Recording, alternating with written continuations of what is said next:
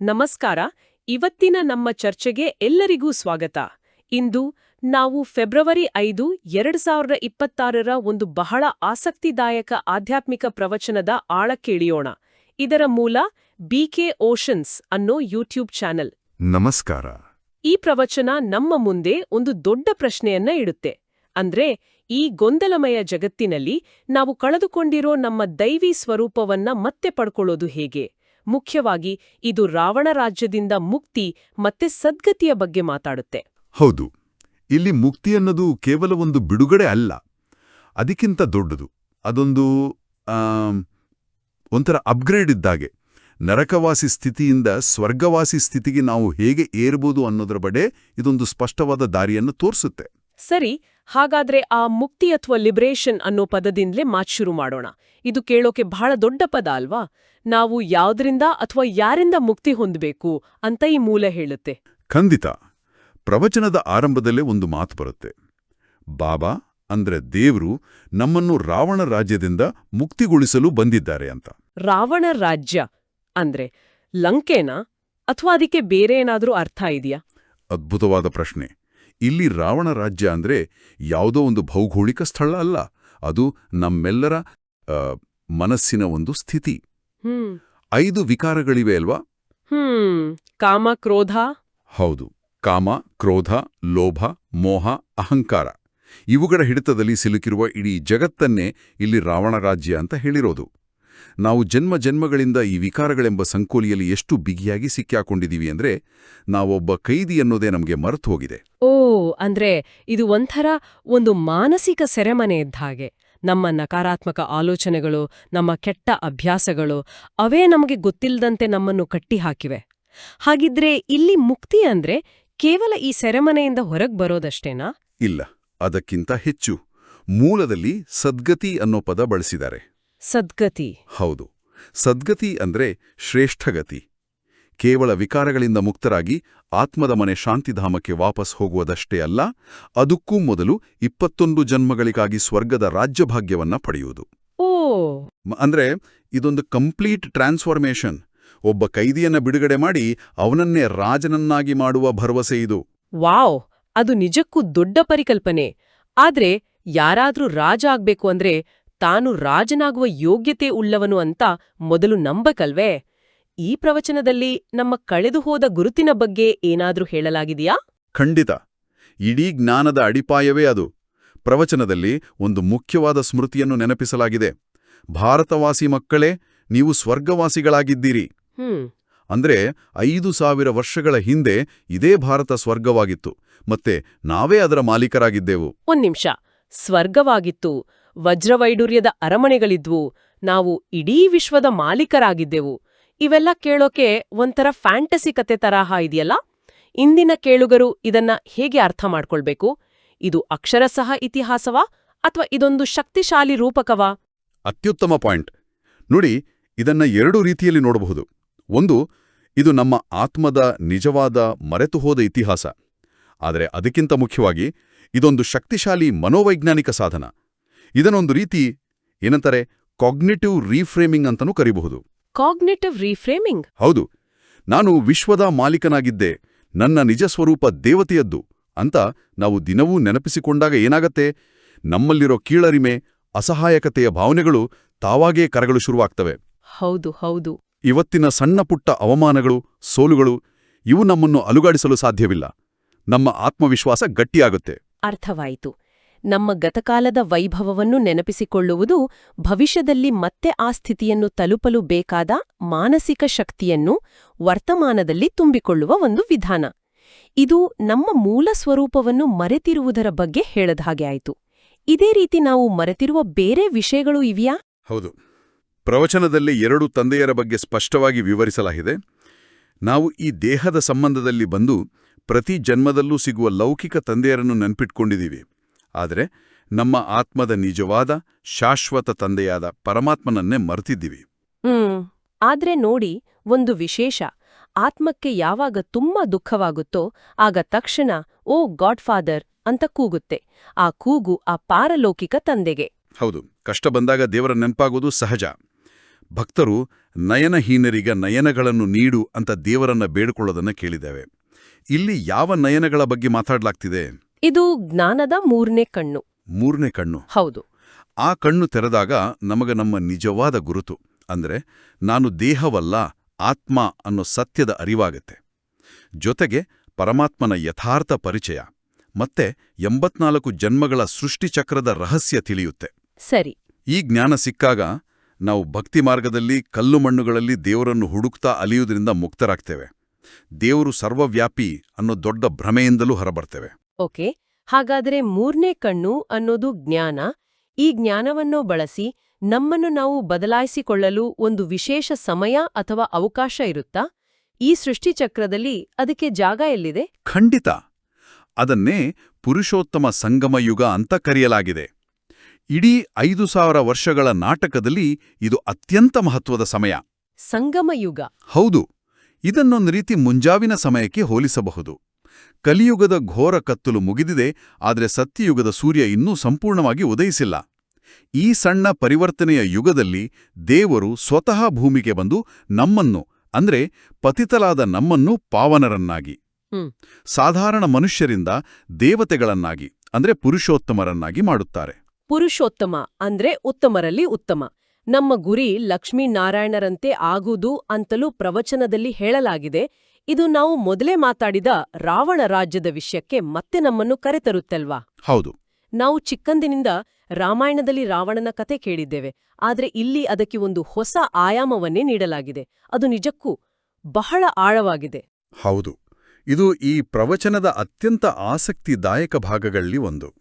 ಇಲ್ಲಿ ರಾವಣ ಅಂದ್ರೆ 10 ತಲೆಯ ವ್ಯಕ್ತಿಯಲ್ಲ, ಅದೊಂದು ಅಸುರಿ ಪ್ರವೃತ್ತಿ. ನಾವು ಮೊದಲೇ ಚರ್ಚಿಸಿದ 5 ವಿಕಾರಗಳೇ ಸ್ತ್ರೀ ಮತ್ತು ಪುರುಷ ಇಬ್ಬರಲ್ಲೂ ಸೇರಿ 10 ತಲೆಗಳಾಗಿವೆ. ಓ. ಈ ರಾವಣ ರಾಜ್ಯ ಕೇವಲ ಲಂಕೆಯಲ್ಲಿರ್ಲಿಲ್ಲ, ಈಗ ಇಡೀ ಜಗತ್ತಿನಲ್ಲೇ ವ್ಯಾಪಿಸಿದೆ. ಇದು ರಾಮಾಯಣದ ಒಂದು ರ್ಯಾಡಿಕಲ್ ರೀಡಿಂಗ್. ಅಂದ್ರೆ ರಾವಣ ಹೊರಗಡೆನ ಶತ್ರುವಲ್ಲ, ನಮ್ಮೊಳಗೆ ಇರುವ ವಿಕಾರಗಳು. ಹಾಗಾದ್ರೆ ಸೀತೆಯ ಕತೆ ಏನಾಗುತ್ತೆ? ಇಲ್ಲಿದಾನ್ ಅಸಲಿ ರಹಸ್ಯ ಇರೋದು. ಮೂಲದಲ್ಲಿ ಹೇಳೋ ಹಾಗೆ ರಾವಣ ಅಪಹರಿಸಿದ್ದು ಒಬ್ಬ ಸೀತೆಯನ್ನಲ್ಲ. ಹೌದಾ? ಹೌದು. ದೇವರನ್ನು ಹುಡುಕುತ್ತಿರುವ ಪ್ರತಿಯೊಂದು ಆತ್ಮವು ಒಂದೊಂದು ಸೀತೆ.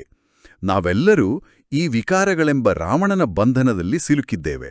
ಹಾಗಾಗಿ ಇಡೀ ಜಗತ್ತೇ ಒಂದು ದೊಡ್ಡ ಶೋಕವಾಟಿಕೆಯಾಗಿದೆ. ಶೋಕವಾಟಿಕೆ? ರಾಮಾಯಣದಲ್ಲಿ ಸೀತೆ ಅಶೋಕವನದಲ್ಲಿ ದುಃಖಿಸುತ್ತಿದ್ದಳು. ನಾವು ಈ ಜಗತ್ತಿನಲ್ಲಿ ಸುಖಶಾಂತಿಗಾಗಿ ಹುಡುಕುತ್ತಾ ದುಃಖಿಸುತ್ತಿದ್ದೇವೆ. ವಾವ್.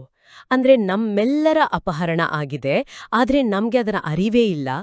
ಹಾಗಾದ್ರೆ ನಮ್ಮನ್ನು ರಕ್ಷಿಸಲು ಬರುವ ರಾಮ ಯಾರು? ಶಿವಬಾಬಾ ಅಂದರೆ ಪರಮಾತ್ಮನೇ, ಆ ಅಂತಿಮ ರಾಮ. ಅವರು ಈ ಎಲ್ಲಾ ಆತ್ಮರೂಪಿ ಸೀತೆಯರನ್ನು ವಿಕಾರಗಳೆಂಬ ರಾವಣನ ಬಂಧನದಿಂದ ಬಿಡಿಸಿ ಸತ್ಯಯುಗದ ಸುಖ ಶಾಂತಿಯ ರಾಜ್ಯಕ್ಕೆ ಕರೆದೊಯ್ಯಲು ಬಂದಿದ್ದಾರೆ.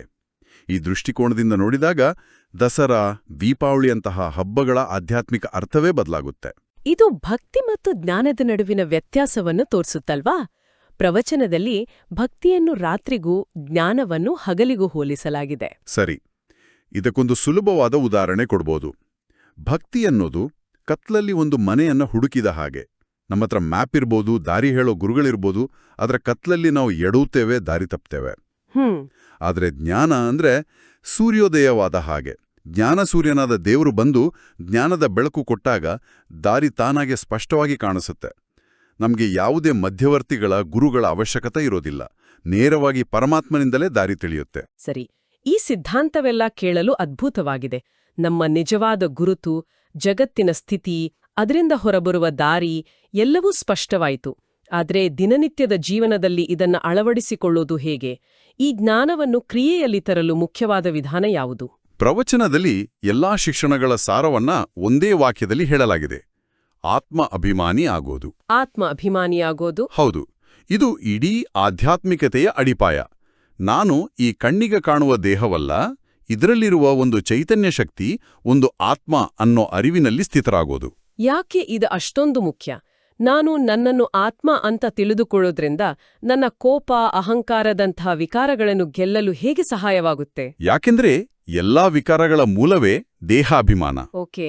ನಾನು ಈ ದೇಹ ಅಂತ ತಿಳಿದಾಗ ದೇಹಕ್ಕೆ ಸಂಬಂಧಿಸಿದ ಹೆಸರು, ರೂಪ, ಪದವಿ, ಸಂಬಂಧಗಳು, ಜಾತಿ, ಧರ್ಮ ಎಲ್ಲವೂ ಬರ್ತವೆ ಅಲ್ವಾ? ಹೌದು.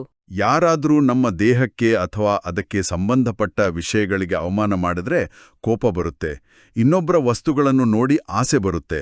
ಆದರೆ ನಾನು ಈ ಎಲ್ಲದರಿಂದ ಪ್ರತ್ಯೇಕವಾದ ಒಂದು ಶಾಂತ ಸ್ವರೂಪ ಆತ್ಮ ಅಂತ ನಿಶ್ಚಯವಾದಾಗ ನಾವು ಈ ಪ್ರಪಂಚದ ನಾಟಕದಿಂದ ಸ್ವಲ್ಪ ಮೇಲೆ ಎದ್ದಂತೆ ಆಗುತ್ತೆ. ಸರಿ.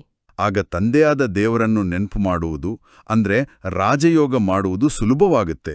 ಆ ನೆನಪಿನ ಶಕ್ತಿಯಿಂದಲೇ ನಮ್ಮ ಜನ್ಮಜನ್ಮಾಂತರದ ಪಾಪಕರ್ಮಗಳು ಸುಟ್ಟು ಹೋಗ್ತವೆ. ಅಂದ್ರೆ ಕೇವಲ ದೇವರನ್ನು ನೆನಪು ಮಾಡಿದ್ರೆ ಸಾಲ್ದು, ಮೊದಲು ನಮ್ಮನ್ನು ನಾವು ಆತ್ಮ ಎಂದು ಅರಿಯಬೇಕು. ಪ್ರವಚನದಲ್ಲಿ ಯಾವುದೇ ದೇಹಧಾರಿಯನ್ನು ನೆನಪು ಮಾಡಬಾರ್ದು ಅಂತ ಒಂದು ಎಚ್ಚರಿಕೆಯೂ ಇದೆಯಲ್ವೇ? ಹೌದು, ಅದು ಬಹಳ ಸೂಕ್ಷ್ಮವಾದ ಅಂಶ. ಯಾಕೆಂದ್ರೆ ಯಾವುದೇ ದೇಹಧಾರಿ, ಅವರು ಎಷ್ಟೇ ದೊಡ್ಡ ಗುರುಗಳಿರ್ಲಿ, ಸಂಪೂರ್ಣ ಪಾವನರಲ್ಲ. ಪಾವನ ಮಾಡುವ ಶಕ್ತಿ ಇರೋದು ಒಬ್ಬನೇ ಪತಿತ ಪಾವನ ನಿರಾಕಾರ ಶಿವನಿಗೆ ಮಾತ್ರ. ಪ್ರಜಾಪಿತ ಬ್ರಹ್ಮರವರ ಸಾಕಾರ ತನುವಿನ ಮೂಲಕ ದೇವರು ಜ್ಞಾನ ನೀಡ್ತಿದ್ರೂ ನೆನಪು ಮಾಡಬೇಕಾಗಿರೋದು ನಿರಾಕಾರ ತಂದೆಯನ್ನೇ. ಅರ್ಥವಾಯ್ತು. ಹಾಗಾದ್ರೆ ಈ ಆತ್ಮ ಅಭಿಮಾನಿ ಸ್ಥಿತಿಯಲ್ಲಿ ಸ್ಥಿತರಾಗಿ ನಾವು ಮಾಡಬೇಕಾದ ಮುಖ್ಯ ಕರ್ತವ್ಯಗಳೇನು? ಧಾರಣೆಗಾಗಿ ಅಂದ್ರೆ ಜೀವನದಲ್ಲಿ ಅಳವಡಿಸಿಕೊಳ್ಳಲು 2 ಮುಖ್ಯ ಅಂಶಗಳನ್ನು ನೀಡಲಾಗಿದೆ. ಹೌದು. ಮೊದಲನೆಯದು, ಮುಳ್ಳಿನಿಂದ ಹೂವಾಗಬೇಕು ಮತ್ತು ಹೂಗಳ ತೋಟವಾದ ಸತ್ಯಯುಗವನ್ನು ಸ್ಥಾಪಿಸುವ ಸೇವೆ ಮಾಡಬೇಕು. ಮುಳ್ಳಿನಿಂದ ಹೂವಾಗಬೇಕು ಅಂದ್ರೆ ನಮ್ಮಲ್ಲಿರುವ ಕೋಪ, ಅಸೂಯೆ, ಅಹಂಕಾರದಂತಹ ಮುಳ್ಳುಗಳನ್ನ ಜ್ಞಾನ ಮತ್ತು ಯೋಗದ ಶಕ್ತಿಯಿಂದ ಕಿತ್ತುಹಾಕಿ ಪ್ರೀತಿ, ಶಾಂತಿ, ಪವಿತ್ರತೆ ಅಂತಹ ದೈವಿ ಗುಣಗಳ ಹೂವುಗಳನ್ನು ಅರಳಿಸಿಕೊಳ್ಳಬೇಕು. ಸರಿ. ನಮ್ಮ ಆತ್ಮ ಪರಿವರ್ತನೆ ಆದಾಗ ನಮ್ಮನ್ನು ನೋಡಿ ಜಗತ್ತು ಪರಿವರ್ತನೆ ಆಗಲು ಪ್ರೇರಣೆ ಪಡೆಯುತ್ತೆ. ಮೊದಲು ಸ್ವಪರಿವರ್ತನೆ, ನಂತರ ವಿಶ್ವ ಪರಿವರ್ತನೆ. ಎರಡನೆಯ ಅಂಶ ಯಾವುದು? ಎರಡನೆಯದು, ದೇವರಿಂದ ಕೇಳಿದ ಸತ್ಯ ಜ್ಞಾನವನ್ನು ಮಾತ್ರ ಯಾವುದೇ ಕಲಬರಕೆ ಇಲ್ಲದೆ ಇತರರಿಗೆ ತಿಳಿಸಬೇಕು. ಮೂಲದಲ್ಲಿ ಜ್ಞಾನದಲ್ಲಿ ಕಲಬರಕೆ ಮಾಡುವುದು ಮಹಾಪಾಪ ಅಂತ ಹೇಳಲಾಗಿದೆ. ಯಾಕೆಂದರೆ ಇವು ದೇವರ ಮಾತುಗಳು. ಮತ್ತೆ ಈ ಸೇವೆ ಕೇವಲ ಬಾಯಿಂದ ಮಾಡುವುದಲ್ಲ, ನಮ್ಮ ಶಾಂತ ಮತ್ತು ಶಕ್ತಿಶಾಲಿ ವೃತ್ತಿಯಿಂದ, ನಮ್ಮ ಕಂಪನಗಳಿಂದ ಆಗಬೇಕು. ಅದಕ್ಕೆ ಮತ್ತೆ ಆತ್ಮ ಅಭಿಮಾನಿ ಸ್ಥಿತಿ ಬಹಳ ಮುಖ್ಯ. ಈ ಪ್ರಯತ್ನದ ಅಂತಿಮ ಗುರಿಯನ್ನು ಸ್ಪಷ್ಟಪಡಿಸೋ ಒಂದು ವರದಾನ ಮತ್ತು ಸ್ಲೋಗನ್ ಕೂಡ ಪ್ರವಚನದಲ್ಲಿ ಇದೆ. ಅವು ಈ ಎಲ್ಲದನ್ನೂ ಒಟ್ಟಿಗೆ ಹಿಡಿದಿಡುತ್ತವೆ ಅಂತ ಅನಿಸುತ್ತೆ. ಖಂಡಿತ. ಇಂದಿನ ವರದಾನ ನಿಂದೆ, ಸ್ತುತಿ, ಜಯ, ಪರಾಜಯಗಳಲ್ಲಿ ಸಮಾನ ಸ್ಥಿತಿಯಲ್ಲಿರುವ ತಂದೆಗೆ ಸಮಾನರಾದ ಸಂಪನ್ನ ಮತ್ತು ಸಂಪೂರ್ಣ ಭವ. ವಾವ್! ಯಾರಾದರೂ ಹೊಗಳಿದಾಗ ಹಿಗ್ಗುವುದು, ತೆಗಳಿದಾಗ ಕುಗ್ಗುವುದು ದೇಹ ಅಭಿಮಾನದ ಲಕ್ಷಣ. ಆದರೆ ಆತ್ಮ ಅಭಿಮಾನಿ ಸ್ಥಿತಿಯಲ್ಲಿ ಸ್ಥಿತರಾದಾಗ ಈ ಎರಡೂ ವಿಷಯಗಳು ನಮ್ಮ ಮನಸ್ಸಿನ ಸ್ಥಿತಿಯನ್ನ ಅಲುಗಾಡಿಸುವುದಿಲ್ಲ. ನಾವು ಸಾಕ್ಷಿಯಾಗಿರ್ತೇವೆ. ಆದ್ರೆ ಇದು ಹೇಳಿದಷ್ಟು ಸುಲಭವಲ್ಲವಲ್ಲ. ಕಷ್ಟದ ಪರಿಸ್ಥಿತಿಯಲ್ಲೂ, ಅವಮಾನವಾದಾಗ್ಲೂ ಮುಖದಲ್ಲಿ ದುಃಖದ ಬದಲು ಹರ್ಷದ ಅಲೆ ಇರಬೇಕು ಅಂತ ಹೇಳಲಾಗಿದೆ. ಇದು ಪ್ರಾಯೋಗಿಕವಾಗಿ ಹೇಗೆ ಸಾಧ್ಯ?